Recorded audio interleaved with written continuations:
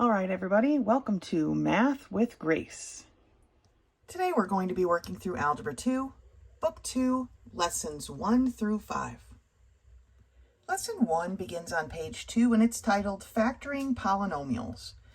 It says factoring breaks polynomials down into basic parts or factors that form them. First thing we need to do is factor out our greatest common factor. Now, last week or the week before, we were multiplying polynomials, right? And so now we're doing the opposite. We're breaking them back down. So it says write the greatest common factor in front of your parentheses. You're going to figure out what that is and write it on the outside. And then you're going to divide and write whatever's left on the inside. So let's take a look at what that means. We have 6a cubed plus 3a squared b plus 3a. And they want us to factor it, right? Well, 6, 3, and 3 are our coefficients, and they have a common factor, and that common factor is 3, right? And then we have an a to the third power, a squared, and a in each of the terms. Therefore, that single a is our variable common factor. So we're taking out a 3a. If you divide this 6a cubed by 3a, you're left with 2a squared. If you divide 3a squared b by 3a, you're left with an a and a b. And if you divide 3a by 3a, you're left with a 1. Okay, so this then is factored down, taking out the greatest common factor. Note here where it says if we multiplied this back out again, we would end up back with our original factor. And sometimes that's a great way to check your work. If I remultiply this, am I going to get this original polynomial again? Okay. Scooching down here, we see that factoring a difference of squares. Remember our sum and difference binomial? The answers always looked something like this. Well, if we have a perfect square, meaning we could take the square root of this and it would be a perfect answer. And we could take the square root of this and it would be a perfect answer with a minus in between. Then we have a perfect square binomial, okay? And when we factor that, we get back to our sum and difference binomials. So you basically take the square root of the first term. So in this case, it would be 2x. And you take, and the problem's up here, we'll get to it in a second. You take the square root of this term, which would be 6, and you make a sum and difference binomial. So it's at the top of page 3 here. It says, if it is a difference of squares, set up a pair of parentheses with one set containing a sum or a plus sign and the other a difference or a minus. And then take the square roots of both terms. So they've set up their parentheses, they've put their plus and their minus, and they take the square root of 4x squared is 2x, one each in each parenthesis. The square root of 36 is 6, one of those in each parenthesis. And that is we factored that binomial, okay? Moving forward, then we're factoring. First we did the difference of squares. Now we're factoring a perfect square trinomial. I'm not exactly sure why they have this example sitting here, like kind of faded, but it is an example of a perfect square trinomial. It says a perfect square trinomial can be factored into two identical binomials. And the middle sign of the binomial, it uses the sign of the middle term of the trinomial. So let's take a look at what that means. Here is our factorable polynomial, trinomial. We have 4x squared plus 20x plus 25. What we need to be able to recognize is that 4x squared is a perfect square, okay? 2x times 2x. 25 is a perfect square, 5 times 5. So then we need to think, if I took 2x from this and the 5 from this, multiplied them together, so that's 10x, and then doubled it, would that give me 20x? Yes, it would. So this is a perfect square trinomial. And we break it down. That's our test, right? We took our 2x and our 5, multiplied it together and doubled it and checked. That's our test if this is to see if this is a perfect square trinomial. Because sometimes this is a perfect square and this is a perfect square, but this part doesn't work out. So that is our test to see if this is a perfect square trinomial. When it is, we just need one set of parentheses. We drop our 2 roots in there and we write squared. Okay, and so that's kind of what this little example is here doing. It's just like the test. The square root of x squared is x. The square root of 9 is 3. If we multiply those together and double them, it's a 6x. So technically, this is x plus, that's the sign that we use, plus 3, the quantity squared. Same for this one. This one has a plus, so that's what goes inside the parentheses. Right? If this was a negative here, then a negative sign would go in the parentheses.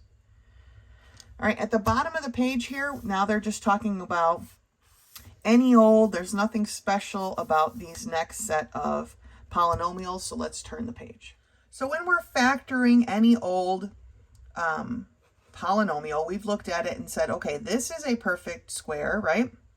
The square root of x squared is just x, but this is not a perfect square. We just have some random trinomial here. What we need to do is they've set up their parentheses. They've already broken apart their x squared into 2 x's.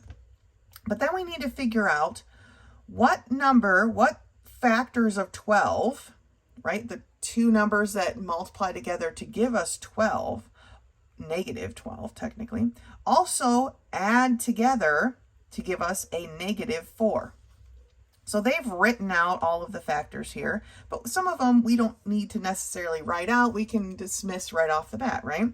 Negative 1 times 12, or even 1 times a negative 12, 1 and 12 are not going to add up in any way to give us 4. So we can just dismiss that one right off the bat, right? And then we have 2 and 6, or 3 and 4. Well, there's no positive and negative variation of 3 and 4 that's going to give us a negative 4. So then we look at our 2 and our 6, right? Positive 2 times a negative 6 gives us a negative 12. Positive 2 minus 6 gives us a negative 4. And so these are the factors that we're looking for. When we set them up in our parentheses, we need to make sure we have the signs correctly. So we have the x plus 2, because we needed a positive 2, x minus 6, because we needed that negative 6. Now, you can...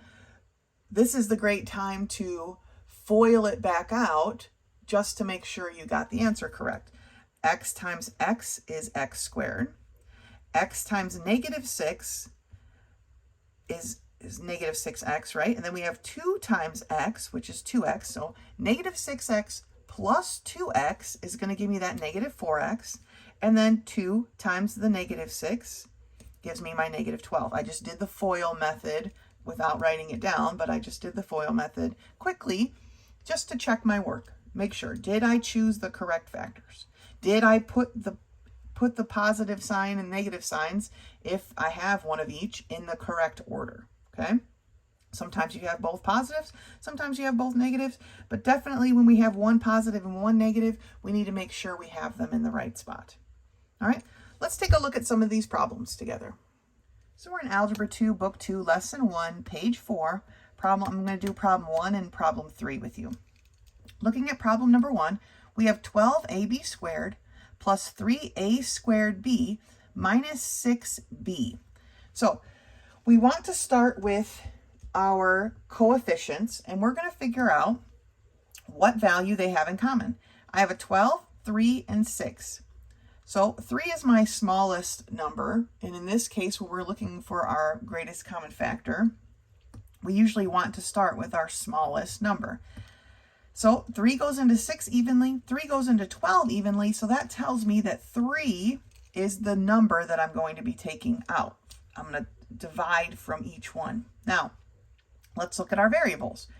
I have A, but no A here, so definitely not removing any A's, but I have a B, B, and B in each one. These two terms only have b to the 1 power, or 1b. So I can only take out one of those b's. I can't, this one has 2, but if I take 2, then I'm going to be in the negative kind of b's here, and that's not what we want. So we're just going to take the 1. So we're factoring out 3b.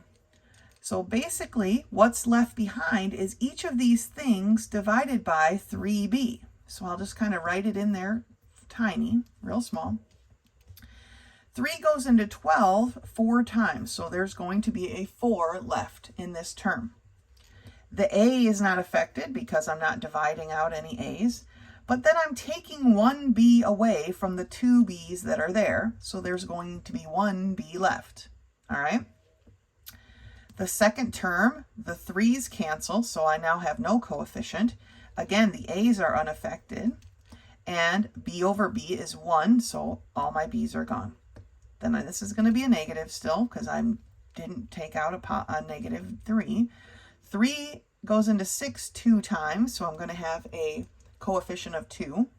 But then I have b over b, so my b's cancel, and that is it. That's all that's left. 3b times the quantity 4ab plus a squared minus 2. Factored completely. Okay? Let's look at number 3.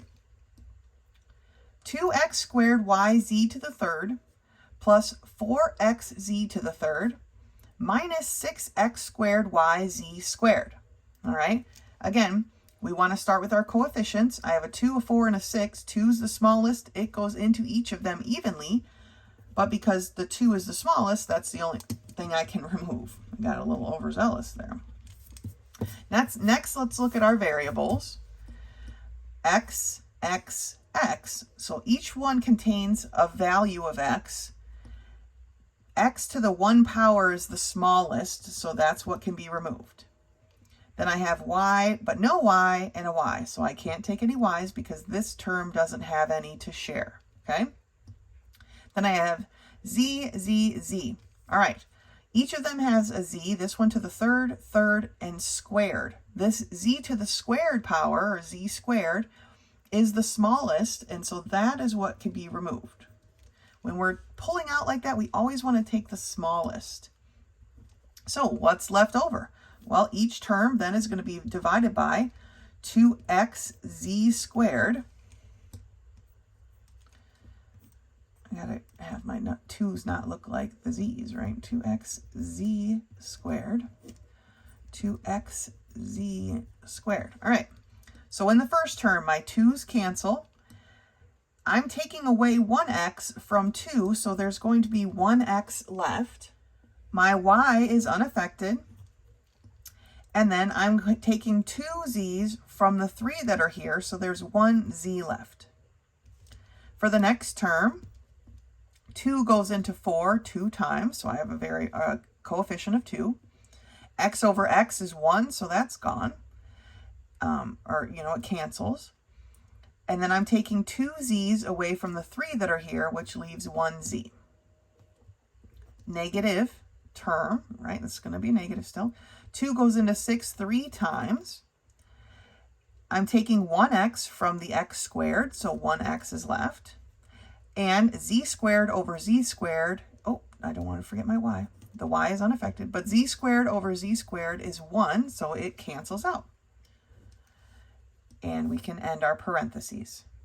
So 2x z squared times the quantity xyz plus 2z minus 3xy. All right, fully factored.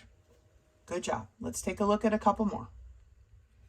Looking at number 4, 4 through 6, they tell us to factor the difference of squares. So they've already given us the hint that we have a difference of squares. So we're going to just start with our parentheses, one with a plus, one with a minus sign. X to the 4th power, how do we take the square root of that? Well, the square root of x to the 4th power, remember this is a square root, so technically it has an index of 2. And how many 2's are in 4? Well, there's 2, so this is going to equal x squared. X squared, go here. And then what is the square root of 16? Well, that equals 4, right? So we have a 4 here, and a 4 here. But this problem is a little bit interesting because we aren't actually done yet. This term is not factored all of the way. This one is done because of the plus sign, tells me that I can't factor that one anymore. But this one is another difference of squares, right? Difference meaning the subtraction sign. This is a square, perfect square. This is a perfect square. So we actually need to factor this again. And I know I took like little notes right there, but I'm going to rewrite it here. X squared plus 4. And then we need to factor this piece again with a plus and a minus. The square root of x squared is x, so x go there. And the square root of 4 is 2. Now we've actually factored it all the way. This cannot be factored anymore because we can't take the square root of either one of these. It's not a perfect square. But when we're factoring these things, we need to make sure we identify each part that needs to be factored, because many times the book will throw in where you factor it once, but when you factored it once, you've made another factorable grouping here. And so we need to make sure we're factoring it all the way down to its completion. Okay? Number 5. We have 4x squared b squared minus 9. Okay? Perfect square, perfect square. Here's our difference sign. So let's get our parentheses set up. 1 plus, 1 minus. The square root of 4x squared b squared. Well, the square root of 4 is 2. The square root of x squared is x. And the square root of b squared is b. So didn't quite leave myself enough room there. But 2xb. The square root of 9 is 3. And that is completely squared. Or completely factored, sorry. That is a complete factor. Okay? For these next set of problems, they want us to factor the perfect square trinomials. So, first things first, is this a perfect square? Yes, right? X times x. So this would be x as its factor. Is this a perfect square? Yeah, 3 times 3. Is 3 times x doubled 6x? Yes, it is.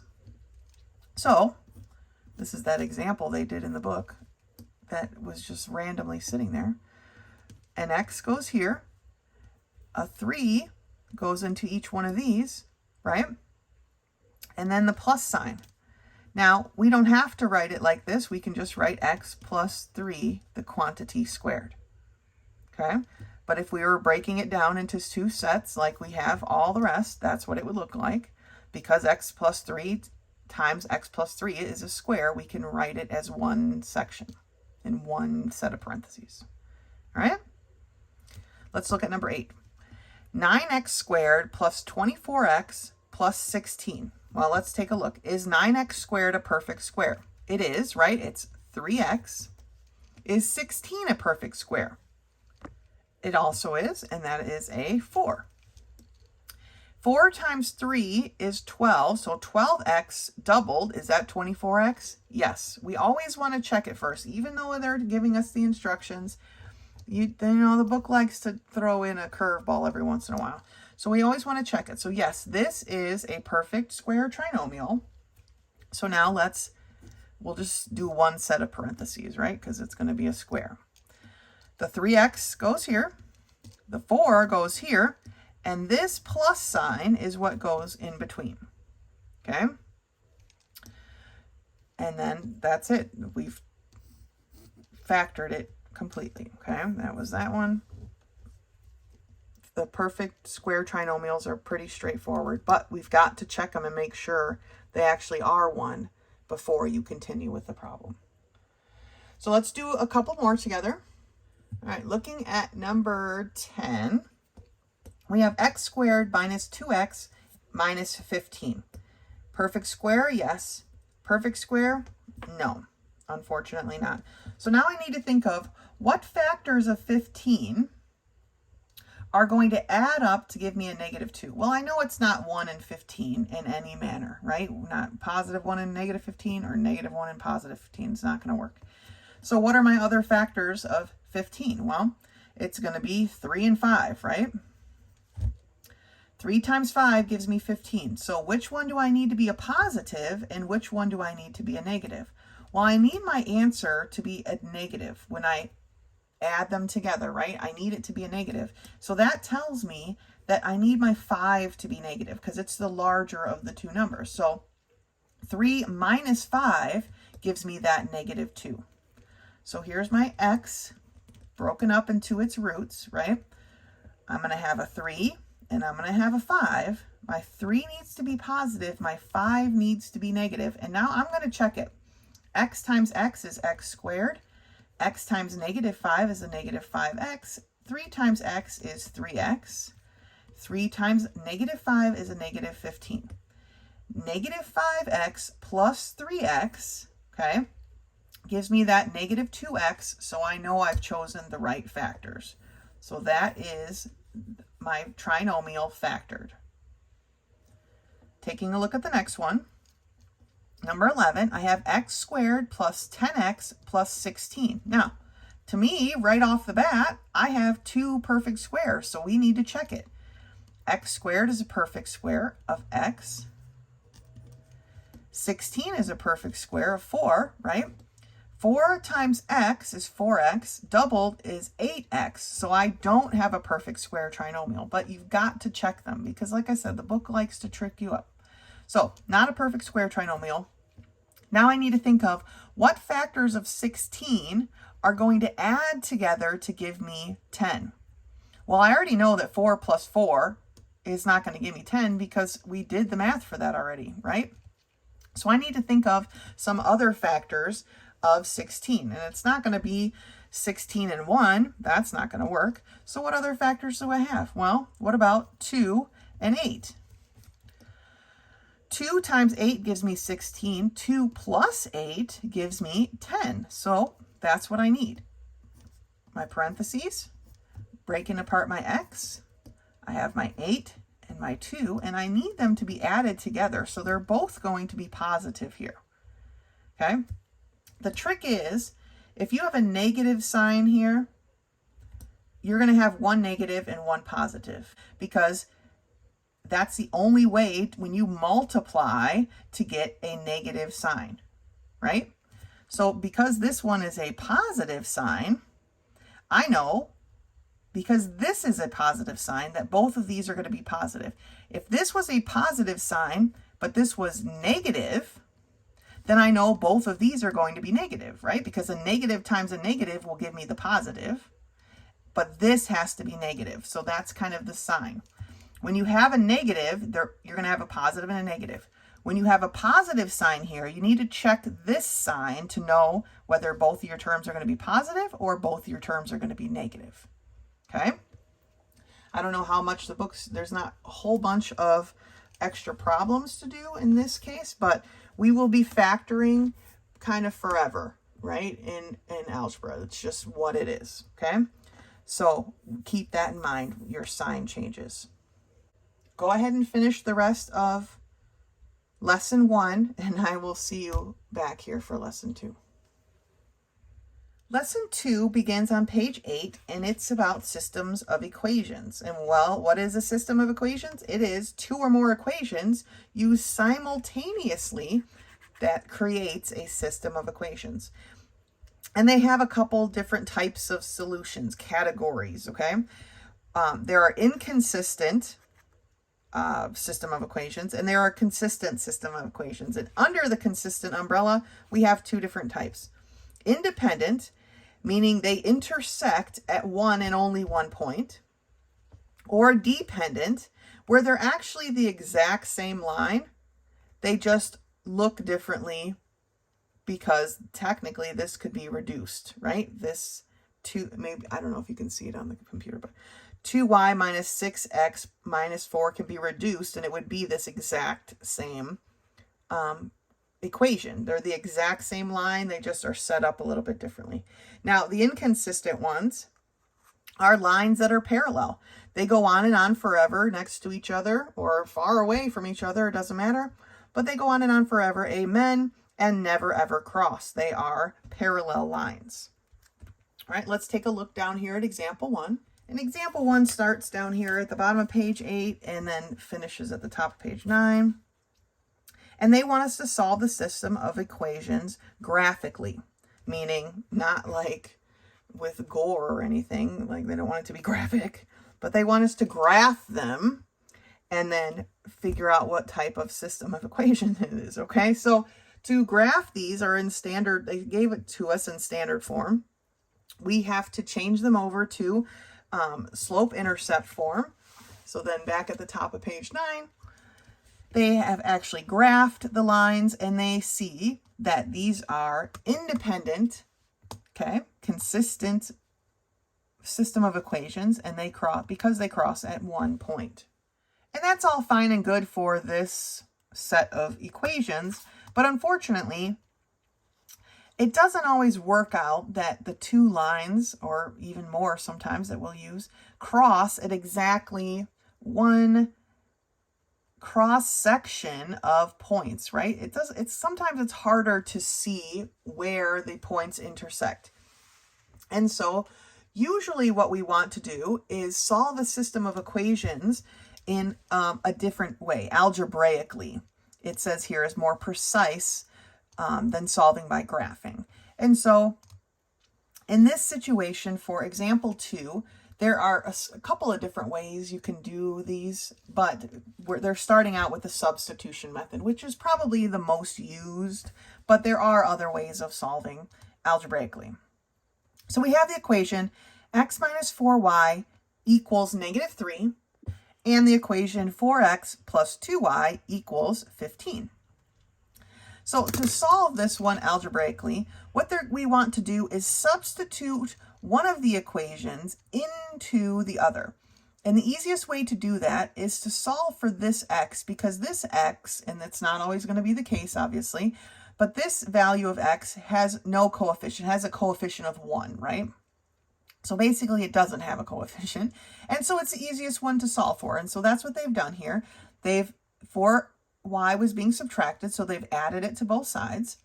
And now we know that x is equal to 4y minus 3. So in the other equation, wherever we see this x, which is just here by the 4, they can substitute in the value that x is equal to. And so they did that. 4 times a quantity, 4y minus 3, plus 2y, right, because that's the rest of this equation, equals 15. And then they solved for y. And they see that y is equal to 3 over 2. Then you have to take your value of y and substitute it into one of the equations as well. Now, I usually substitute it back into the first equation. I don't like to continue to substitute in the same one, but they've done it here. Sometimes it can be a little sticky when you do that, but this one works out, of course. So they've taken this equation, 4x plus 2y equals 15, except instead of the y, they substituted 3 over 2. Now, in this case, it worked out okay because my 2's cancel, right? And so then they solve for x, and they got x is equal to 3. So that means that the point, right, we're solving for a coordinate point where these two lines intersect. That's our goal. And the point where they intersect is x equals 3, y equals 3 over 2. See, that's not a very clean number, right? Graphing it, you probably wouldn't be able to really see 3, 1.5. You know, it wouldn't be very precise. And so then what they've done is they've gone through and they've checked their work. Always a noble thing to do. Probably not something most people do, is to go back and check their work. But that is their point of intersection. So then here at the bottom of page 9, it has a review of the steps to do when you're substituting, using the substitution method.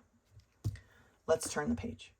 Well, turning the page led us to our lesson work for the day. So let's take a look at some of these problems together. Let's take a look at number 4 and 5. The instructions here say, solve the system of equation by graphing. So we need to graph each of these lines here together. We're going to do these two things together. So first, I need to solve them each for their slope-intercept form, or the y equals form. So starting with this one, I'm going to, x is being subtracted. We're going to add 5x to both sides. So I end up with negative 5y is equal to 5x plus 10. My lead is getting scrappy here. Negative 5 is being multiplied by y, so we're going to do the opposite and divide. Okay, so now I have y is equal to 5 divided by negative 5 is a negative 1, so negative x, 10 divided by negative 5 is negative 2. So that's that equation rewritten. For x plus 5y equals negative 10, I'm going to subtract an x from both sides, so I have 5y, and I know I'm kind of writing these close together, equals negative x minus 10. 5 is being multiplied by y. We're going to do the opposite and divide. And I get that y is equal to, and now remember, I like to pull the variable outside of the fraction. So when I do that, I end up with a negative 1/5 x. Okay, because technically this x has a coefficient of 1, that invisible 1, right? So 1/5 x, that gives us our slope. And then negative 10 minus 5 is negative 2. So now let me prepare a graph quickly. Now remember, when you're doing your work and you're using graph paper or scratch paper, please include that with your, when you turn your work in, so that I can check each one. Now, because we're graphing two lines on the same graph, okay, on the same coordinate plane, we need to make sure that we're marking each line so that when I'm checking your work, I know which line belongs to which equation. In case one or both of them are not quite right, then I know how to correct it for you. So starting with this first one, y equals negative x minus 2. Remember, the b part of this y equals mx plus b is our y-intercept. So that's where we start. So my first dot's going to go at negative 2. And then my slope is a negative slope. It's a negative 1 over 1. That tells me I'm going to go down 1 over 1, down 1 over 1. And that's what my negative slope line looks like. And so here is this first line. And how I'm going to mark it is I'm just going to make an arrow that says this equation is this line, okay? Now, sometimes the book will write it on the line. You can mark yours in whatever way you're most comfortable. I've had students before use a different color. So they would write this in blue, and so then that line would be blue. And they'd write this one in red, and that line would be red. You do however you're comfortable, okay? I have no preference, but I do need to know which line belongs to which equation, okay? So then this equation here is y equals negative 1/5 x minus 2. So again, we're starting at that minus 2. I already have a dot there. This is also a negative slope, and we're going to go down 1 over 5, though. Down 1, 2, 3, 4, 5 over. I'm only going to use those 2 points for this line because it's kind of a long run slope, but there's that line,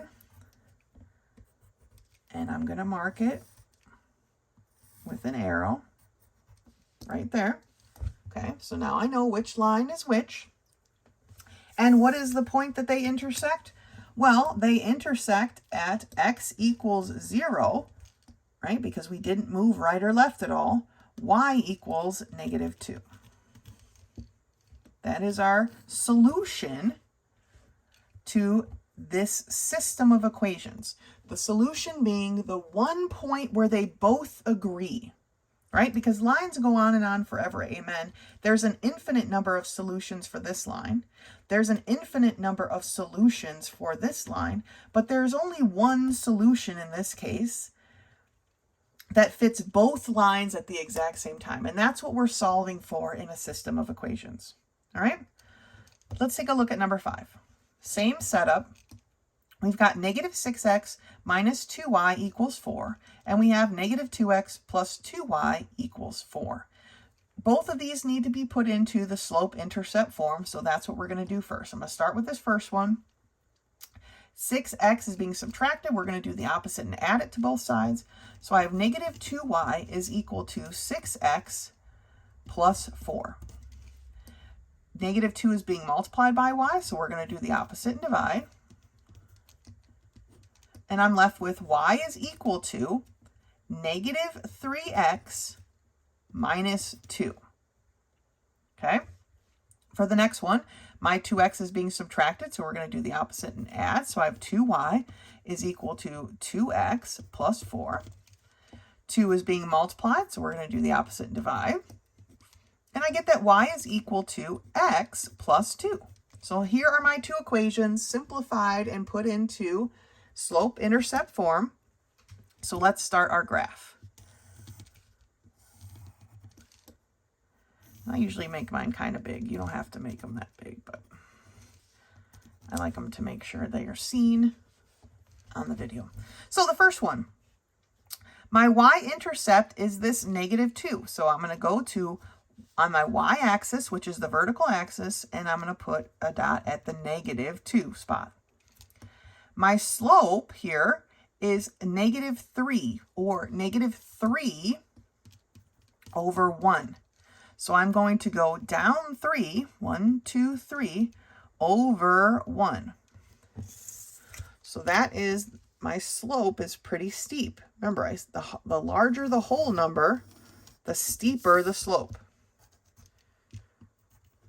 And this line belongs to that. Okay? Then over here, I have y equals x plus 2. So for my y-intercept here is going to be at plus 2. And then this slope is a 1 over a 1. So I'm going to, in positive, I'm going to go up 1 over 1. Up 1 over 1. You could just keep going. These are small steps, right? But we want to make a line. So we're going to make our line here. And this goes to there. So there's my arrow saying that's the line for that equation. Now, where do they cross? What is the solution to both of these at the same time? Well, it looks like it's this, right?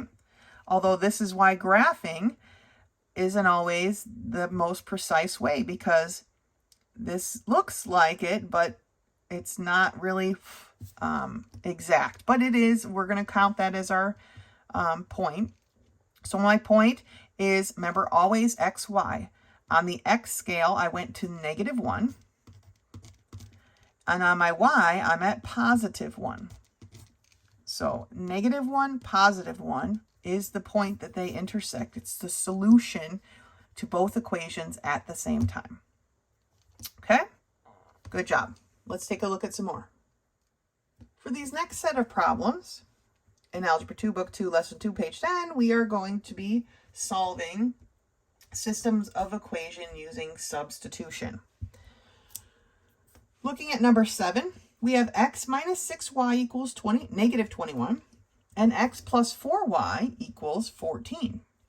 Now, either one of these we could solve for x, because x has just a coefficient of 1, right? But I'm going to solve for this one, because that will make this variable positive. And I like to work with positive variables as much as possible. Now, it's not always feasible or easy to do, but I like to do it as much as I can. So I am going to change this equation, and 6y is being subtracted. We're going to add it to both sides. So it becomes x equals, and I wrote negative, but that's not necessary, 6y minus 21, okay? X equals 6y minus 21. So now I'm going to use these two equations. I'm going to substitute this x, and it's going to be a lot of arrows around, but I like to show what I'm doing. So I'm going to substitute this into this equation. So where my x is, I'm going to write 6y minus 21 plus 4y equals 14. Okay, so I substituted this equation into this one. My x became a 6y minus 21. Now I'm going to solve for y. 6y plus 4y is 10y. I'm going to add 21 to both sides because it was being subtracted here. So 10y is equal to 35, right? 4 and 1 is 5, yeah, 35. 10 is being multiplied by y. We're going to do the opposite and divide. Y is equal to 35 over 10. Now, I want to reduce this, but I don't want to make it a mixed number. So 10 doesn't go in evenly, but 5 does. There are 7 5s in 35 and 2 5s in 10. So I like to put a box around my y or my x or whatever I'm solving for. I don't know why it keeps going in and out of focus. It's really annoying. Okay, my camera is acting up. Hopefully I got it fixed. Now, I've solved for y, and it is 7 over 2. Now I need to substitute that back in to one of these problems. Because I used this problem the first time, I usually like to go into the next one, the other one, the next time. And this one's already set up as x equals, and since that's what I'm solving for, I feel like that's probably my best place to begin.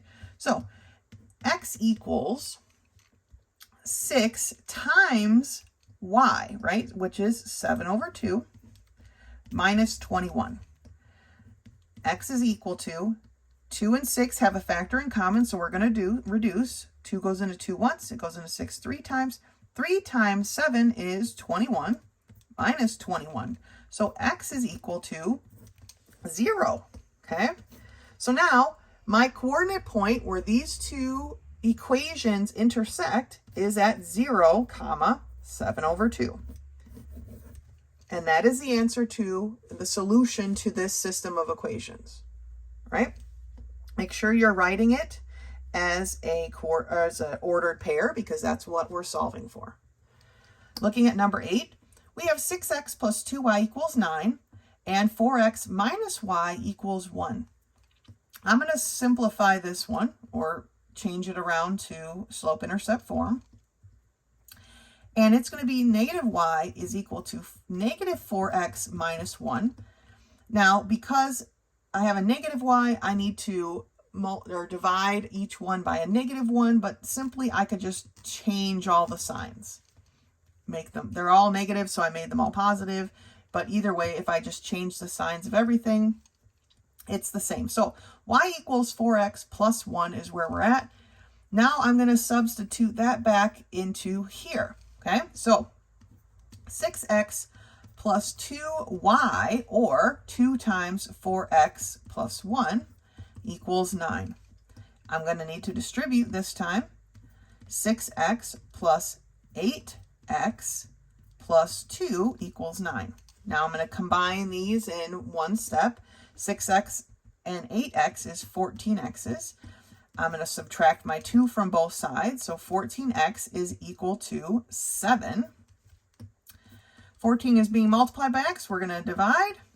And we see that x is equal to 7/14 or 1/2. Right? So that's the first part. That's my first part of my coordinate pair. Now I'm going to take this back and substitute it into this equation. So y is equal to 4 times x, or 4 times 1/2, plus 1. Y is then going to be equal to, I need to reduce, right? 2 plus 1, or 3.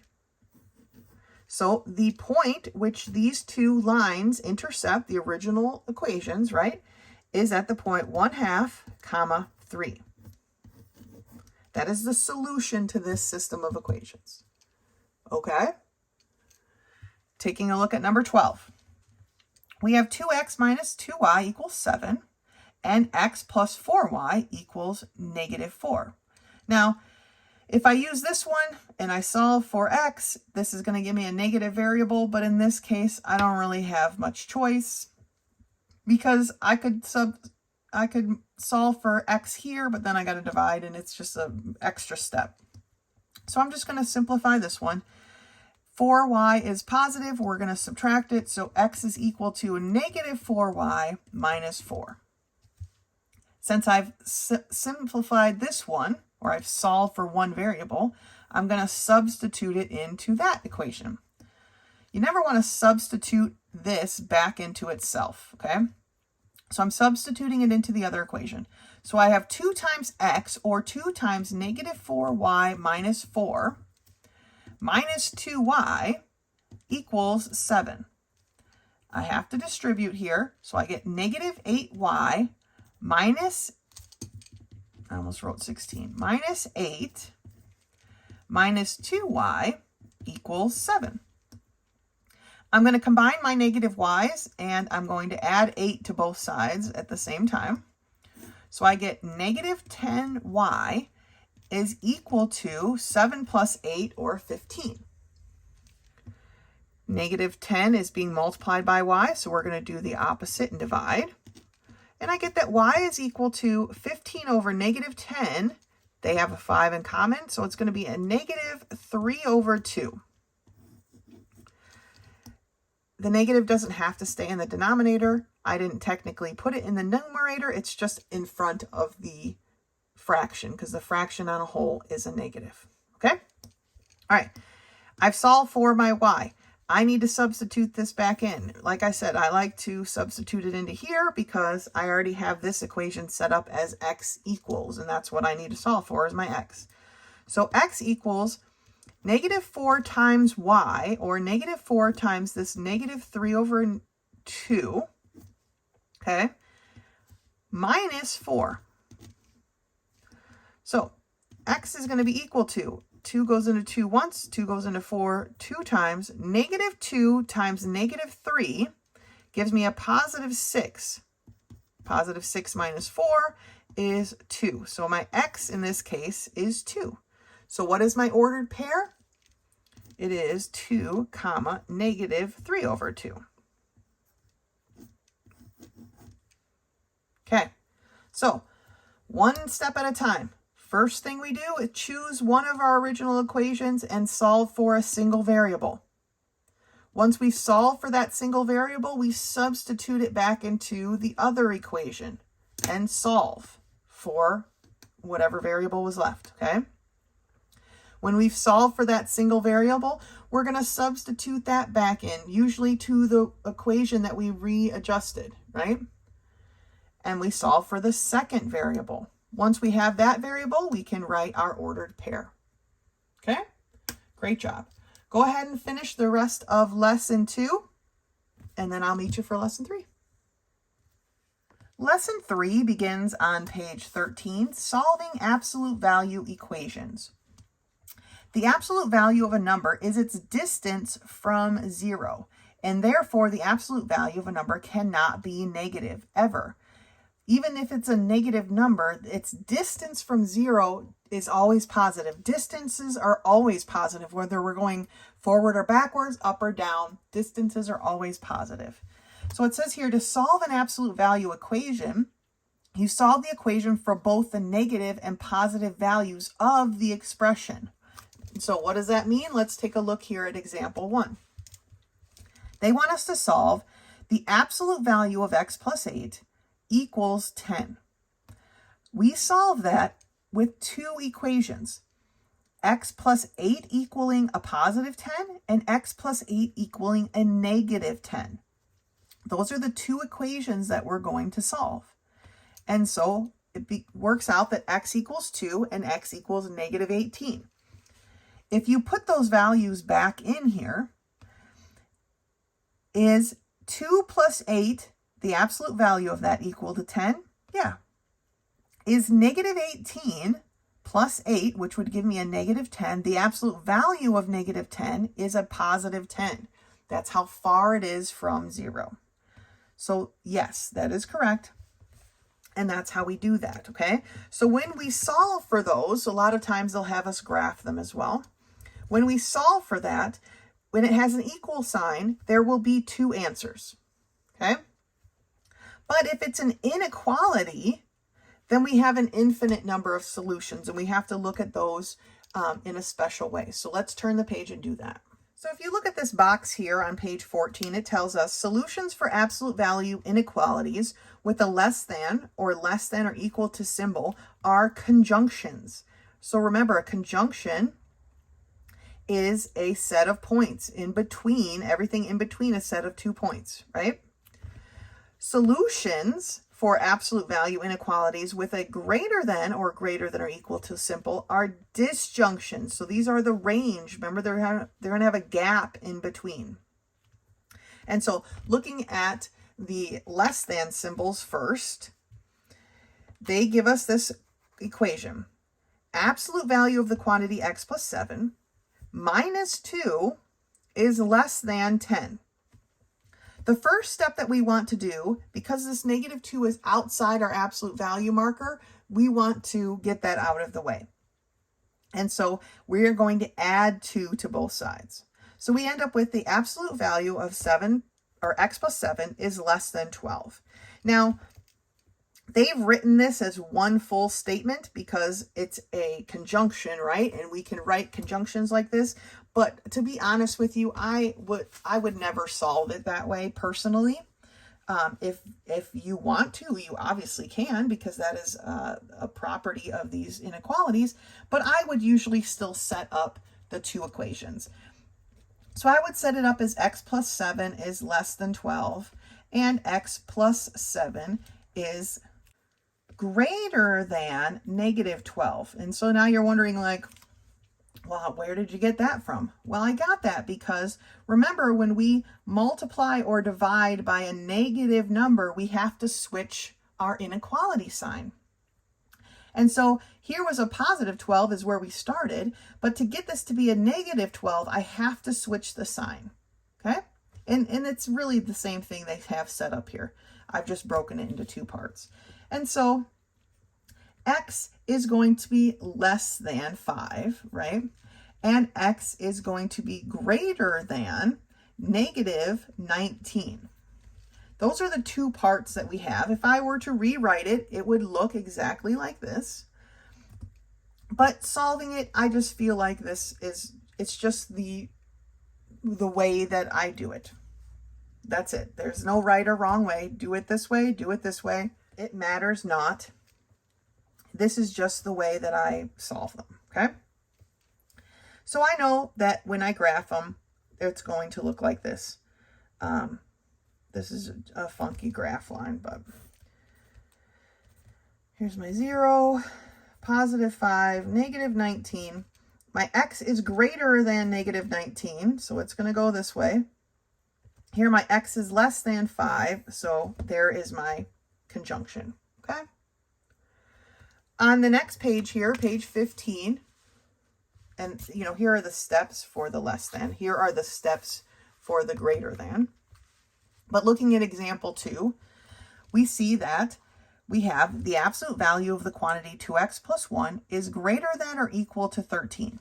They've broken it into their 2 equations, but again, look, here we have 2x plus 1 is less than or equal to that -13. We've got to switch the sign when we make it negative. Do not forget that. It will not be correct if you do, okay? And then they solve each one, and they get their disjunction here, and they've graphed it on their graph line. So let's take a look at some of these together and see what we can work out. All right, so we're in Algebra 2, Book 2, Lesson 3, page 15. Problems number 1 through 9 say, solve the following equations. So we have the absolute value of x equals 4. So again, we have 2 equations here. X equals 4 and x equals -4.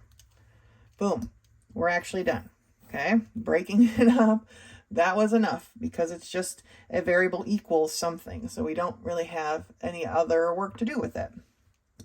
But for number 4, we have the absolute value of the quantity x, or 2x minus 1 equals 7. So here we are actually going to have to do some actual algebra work. So we have 2x minus 1 equals 7, and 2x minus 1 equals -7. And now we solve each.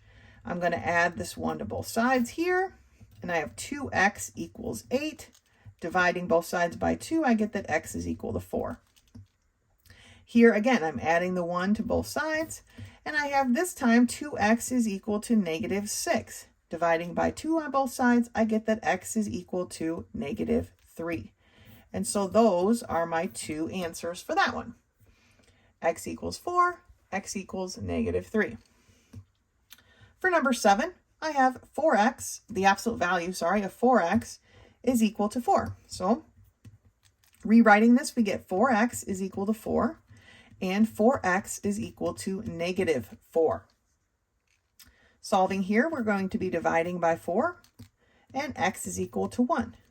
Solving for this one, we're also dividing by 4, but in this case, x is going to be equal to negative 1.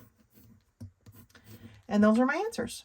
Okay, if we were to graph, let's say, this one, I don't see that it asks us to, but, you know, we're graphing the inequalities, but if we were to graph this one here, this is what our graph would look like, right? And it would just be a dot.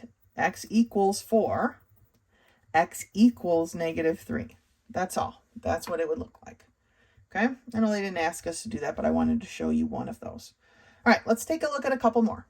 So for problems 10 through 15, they want us to solve and graph each inequality. So let's take a look at number 10. X is less than 8. So we have x is less than 8, and x is greater than negative 8. Remember, when we put our negative, we've got to switch our sign.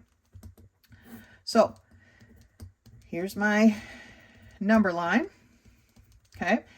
X is less than 8. So I'm going to have my open circle here. X is greater than negative 8. This is a conjunction. And so because it's a less than symbol, it's a conjunction. And so it's going to be everything in between. Looking here, we have the absolute value of x plus 2 is less than 3.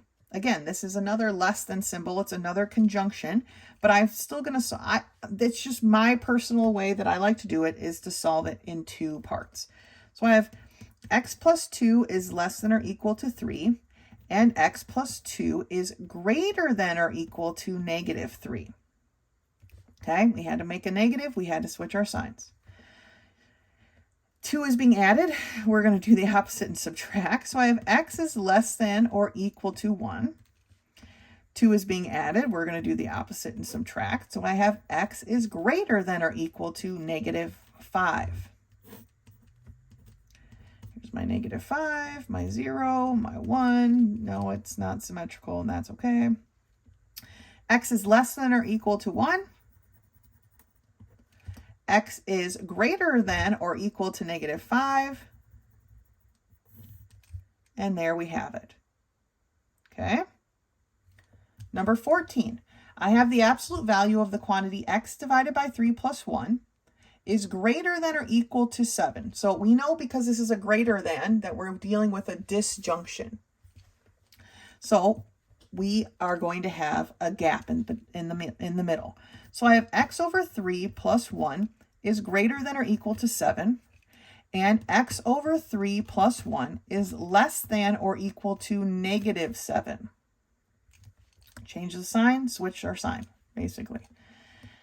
1 is being added. We're going to do the opposite and subtract. We have x over 3 is greater than or equal to 6.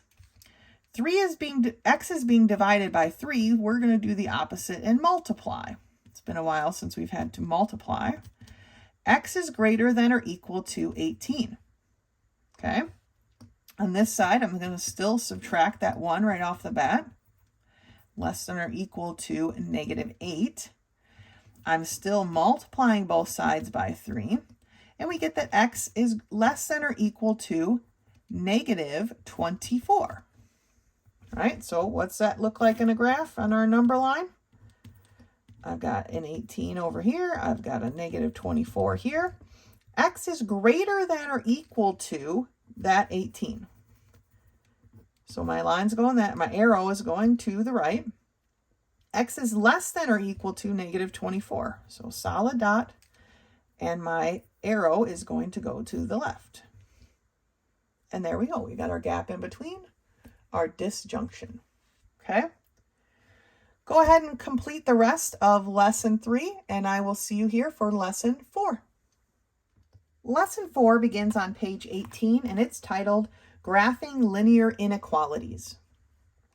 It says a line divides a plane into 3 distinct sets of points.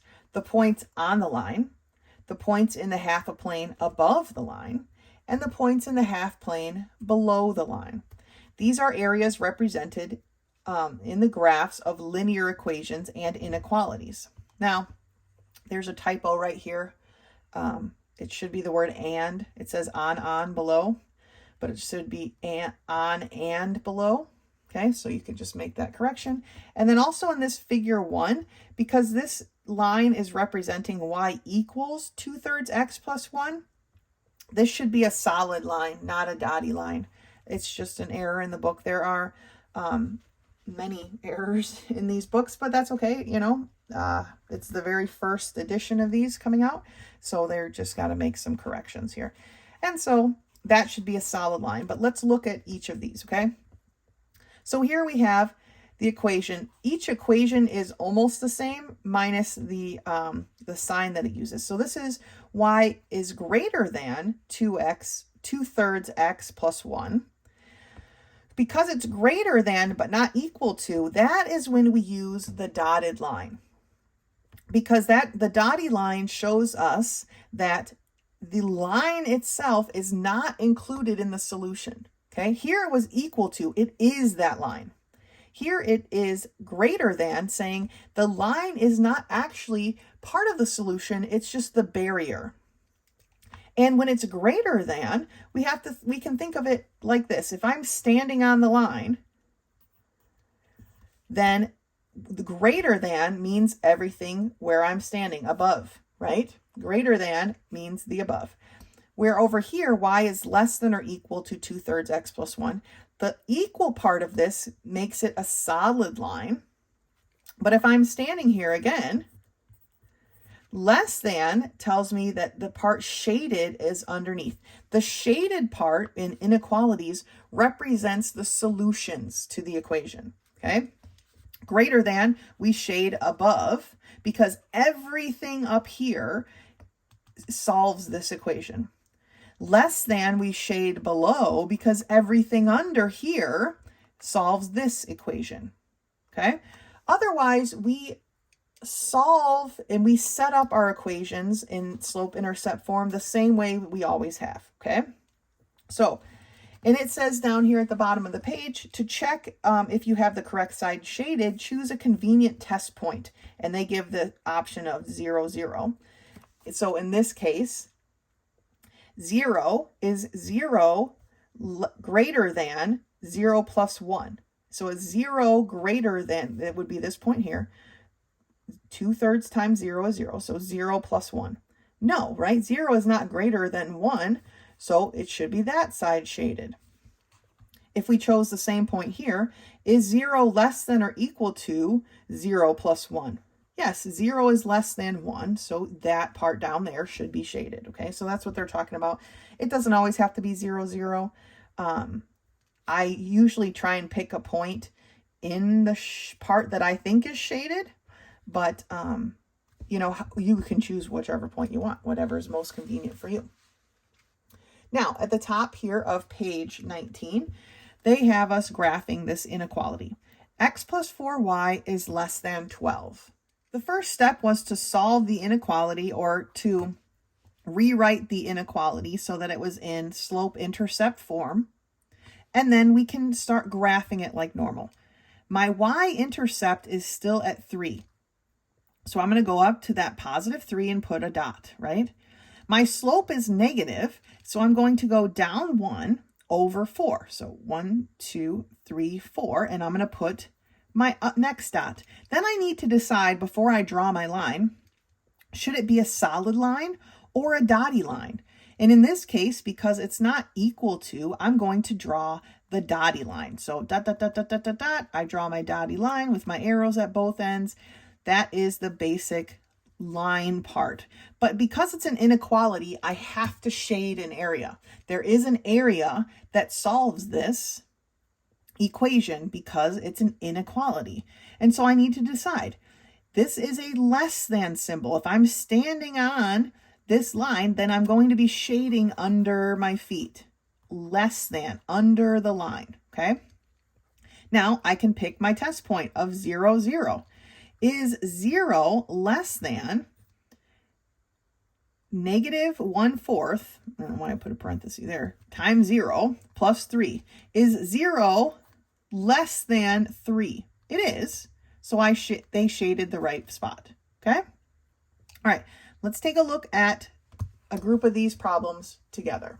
Okay, we're in Algebra 2, Book 2, Lesson 4, page 19.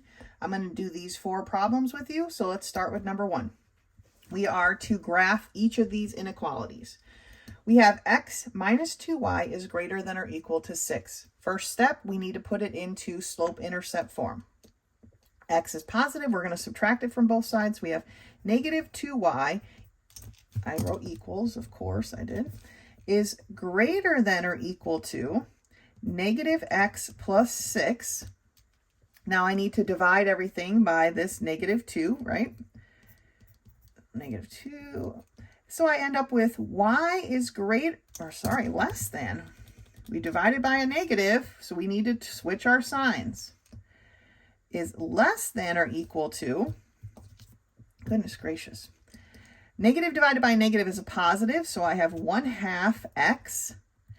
Negative 6 divided by, or positive 6 divided by a negative 2 is a negative 3. So there is my equation finally, okay? Y is less than or equal to 1/2 x minus 3. So, starting our chart here, our graph. And these are kind of small because I'm trying to get them all into one page here.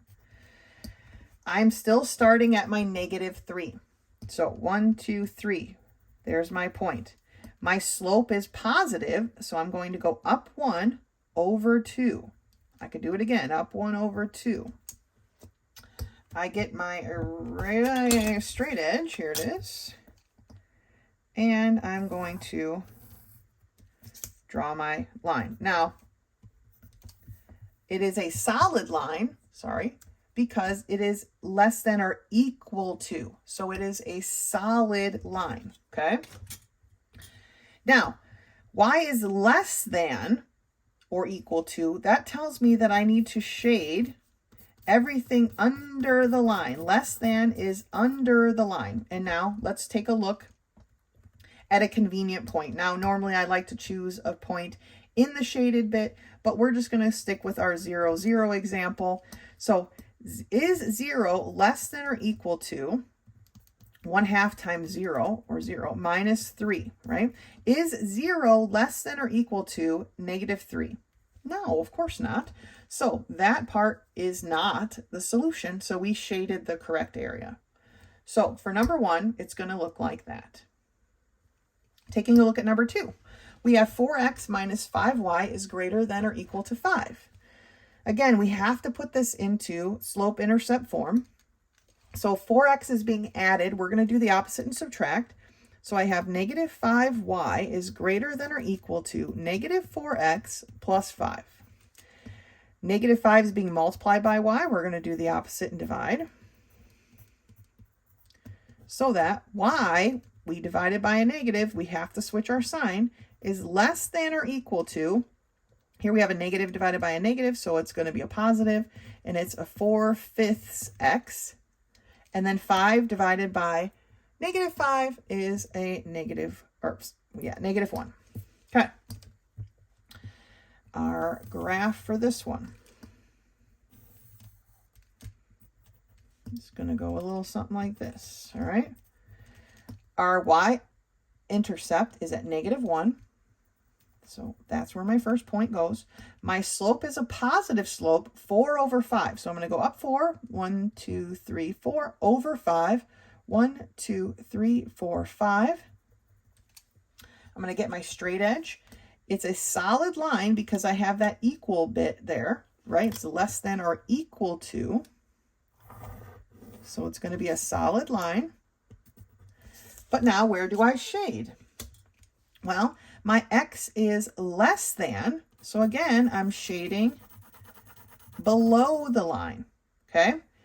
Now, we could choose a point here and decide. What about at 0? If I choose the point 0, not 0. Sorry. I want my x to be 5. So 5 comma 0. The reason I want it to be 5 is to cancel this part, right? So if I choose the point 5 comma 0, which is way over here, 1, 2, 3, 4, 5, it's right here, okay? I'll just put like an x there. Does it fit in here? Well, my y is 0, so is 0 less than or equal to 4/5 times 5 minus 1? Well, this cancels, right? So 4 minus 1 is 3. Is 0 less than 3? Yes. So we shaded the correct area. So that is what our graph looks like for number 2. What about number 4? I have x minus 4y is greater than negative 12. First step is to solve for our y, our slope intercept, right? Our y equals, x is being added, so we're going to do the opposite and subtract. So I have negative 4y is greater than negative x minus 12. Negative 4 is being multiplied by y, so we're going to do the opposite and divide. When we divide, we have to change our sign, right? So y is now less than, and I kind of went a little overzealous with my arrow here. Y is now less than positive 1/4 x, right? Negative divided by negative is positive 1/4 x, and a positive 3. I'm going to move this graph down a little bit just so I have room for all of these.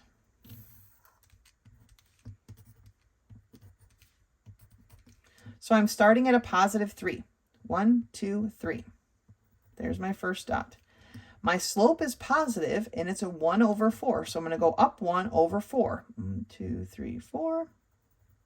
Now, this case, the first one that we've done so far, it is not equal to. So it's not going to be a solid line. I'm going to have to write a dotted line. And so as I draw that in here, it's just, I just make the dots, dash marks, whatever you want to consider it, along my ruler, just like I would have drawn a straight line. Okay, there's the line portion.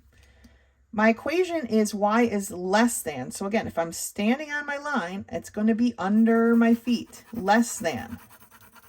Okay, and we can check that with our good old origin, right? Our origin point. Is 0 less than 1/4 times 0 plus 3? Is 0 less than 3? Yes. So we shaded the correct area. All right. Last one, number 5. 4x plus y is less than or equal to 5. Solving for our slope-intercept form, we get that y is less than or equal to negative 4x plus 5. That one was pretty easy. So, getting our graph ready. I'm squeezing it in here. If you need to squeeze in your stuff, make sure you I know clearly which graph belongs to which equations, okay? So, my y-intercept is a plus 5. 1, 2, 3, 4. Oh, I didn't quite make it big enough. 5. Okay, right there. My slope is negative this time, and it's negative 4/1. So that tells me I'm going to go down 4/1. So 1, 2, 3, 4/1. Remember, the larger the whole number, the steeper, okay, our line is. This is a solid line because I have that little equal sign there. Means the line is included in the solution. So my line looks like this. Now, I need less than or equal to. If I'm standing on this line, walking downhill, less than is going to be under my feet. Now, this time, it's kind of hard to, it's a little bit challenging to tell which side is less than and which side is not, right? Which side is greater than. Oops. So we definitely want to choose our point. We'll choose our origin point. and check our work. Is 0 less than or equal to -4 times 0 plus 5? Is 0 less than or equal to 5? Yes. So we shaded the correct area. Okay. When these get kind of steep, sometimes it's hard to tell, but remember your slope. This is a negative slope, which tells me I'm up here walking downhill. Okay. If the slope was going the other way, a positive super steep slope, I'd have been on this side walking uphill, right? So try to keep that in mind, and it should help you know which one, but it's always best to pick a point and check. All right? That's the end of lesson 4. Go ahead and finish that off. When you're done with lesson 4, take your quiz. Make sure you're including any of your scratch paper and graph paper when you turn your quiz in to me next time I see you. If you have any questions, please do not hesitate to contact me. I'm happy to help. Quizzes, tests, homework, doesn't matter. I'm happy to help on everything. So please do not hesitate to contact me. Otherwise, until next time.